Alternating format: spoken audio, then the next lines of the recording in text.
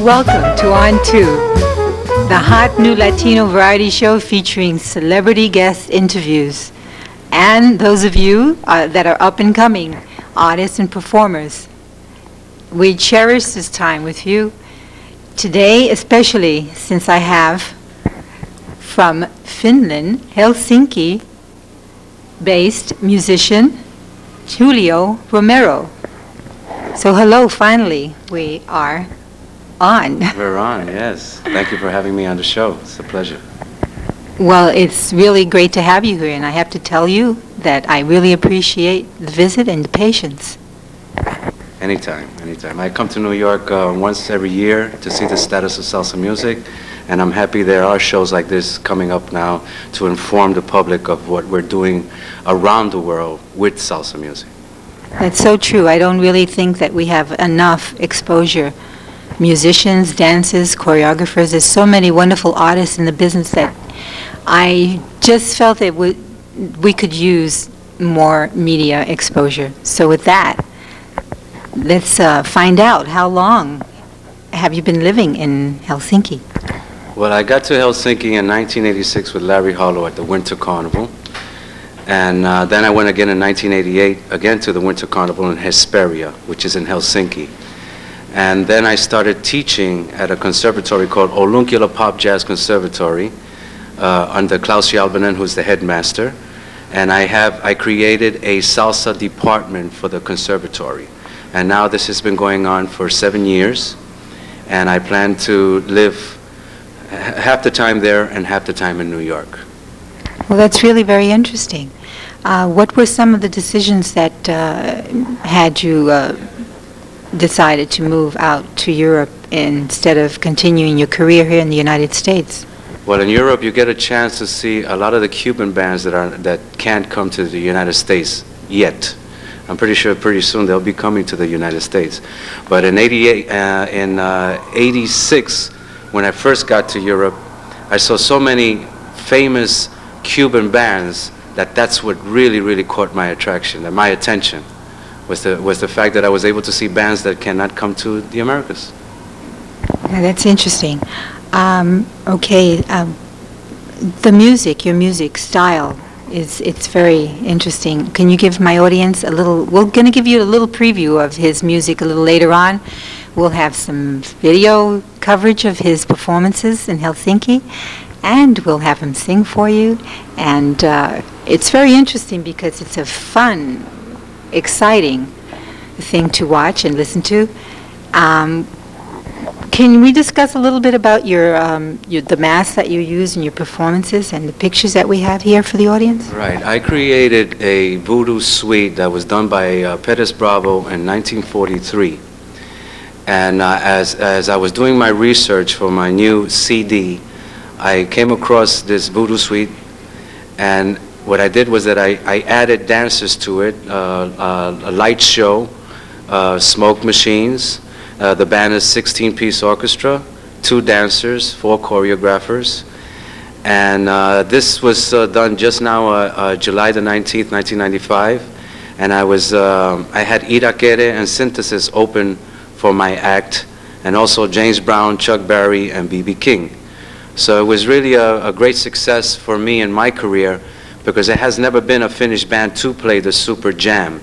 But being that I'm Puerto Rican family, New York born, and I've been recording salsa music since I was 16 years old with the top salsa artists,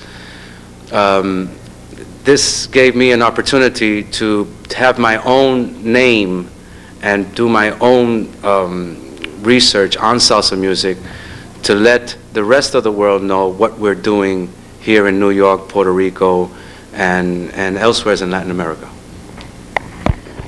Well, we're going to show you some of those photos of his tour and some of the publicity that because he's very popular there. And pian kalliiksi New Yorkissa, ja vain 2 niistä säilyi hengissä, Machito ja Tito Puente. Pian alettiin puhua uudesta tyylistä, jolle annettiin nimi salsa. Ja näin asiasta kertoo Suomessa 7 vuotta vaikuttanut orkesterin johtaja Julio Romero.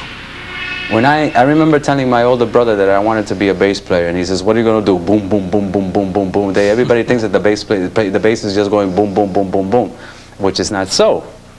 But then I saw that I had the opportunity at that time to be in a new generation of Latin music playing, which we call salsa today, which is more syncopated for the smaller bands, because there was no money for the big bands anymore. Once the Palladium closed, there was no real home of salsa music for a big band. So they made conjuntos, 2 trumpets, conga, timbale, bongo, piano, bass, and a singer, like Johnny Pacheco and Ray Barretto did.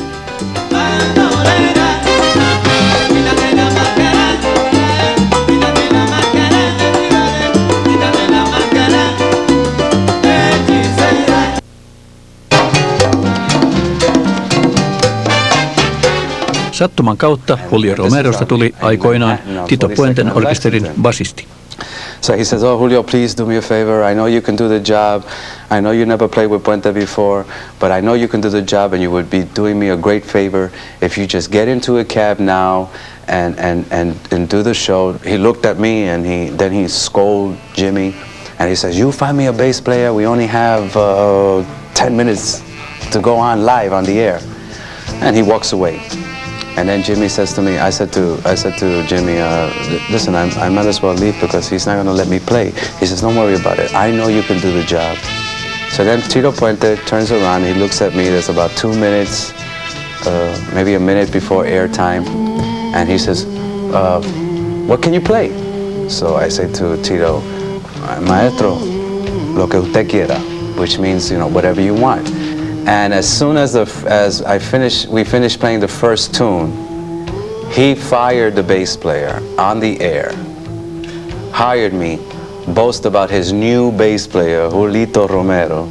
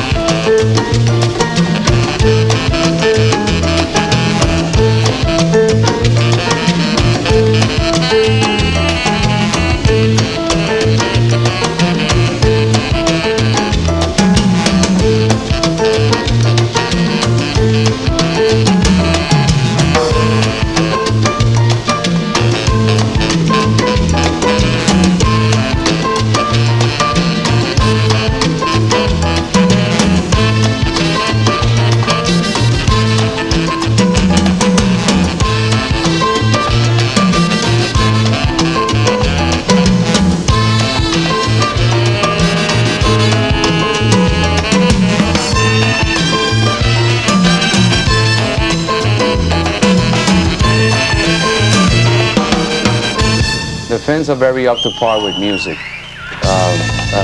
Civilius Academy and Olokila Park Jazz Conservatory has done an immense job in educating the musicians of Finland to be able to play world music.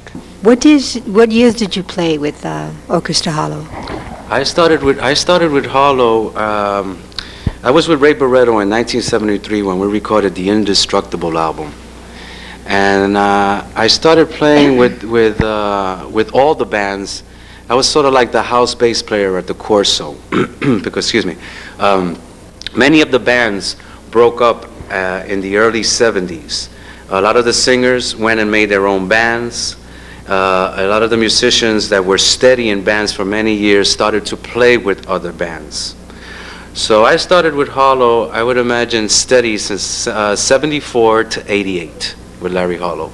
I'm sure it must have been fun playing with him. Yes, it was, because Larry Hollow is one of the best producers of salsa music in the business, and he's recorded everybody, and he was using our band to back up those recordings. So I was able to record quite a few albums with Larry Hollow under his production. Oh, that's wonderful.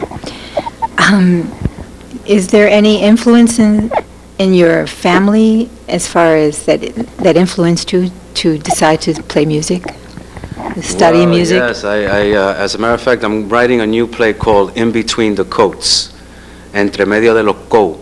We use coats because we talk Span-English. So this I've never heard that expression before. In between the coats, Entre Medio de lo Co, because they would say, my parents would have these parties, and they would be playing all these traditional Matalón al Negro Bembón, Palo, Palo, Palo, Palo, Palito, Palo, this would be going on all night long, and they would be looking for the kids, and they would say, well, my mother would say, where's Julito, where's Julito? Oh, Julito, he's sleeping, Entre Medio de lo Co.